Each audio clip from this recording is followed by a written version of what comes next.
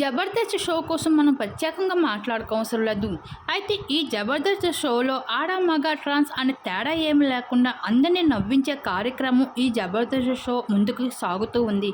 అయితే ఈ టీంలో చాలామంది అబ్బాయిలు అయినప్పటికీ అమ్మాయిల పాత్రలలో అలరిస్తూ వస్తున్నారు. అందులో మంచి పేరుని సంపాదించుకున్నారు జబర్దస్త్ వినోద్. అయితే తన ప్రొఫెషనల్ లైఫ్లో సక్సెస్ అయినప్పటికీ పర్సనల్ లైఫ్లో మాత్రం తన లేడీ గెటప్ వల్ల, తన యాక్టింగ్ వల్ల ఎన్నో విభేదాలు ఎదుర్కొంటూ వచ్చాడు తన జీవితంలో.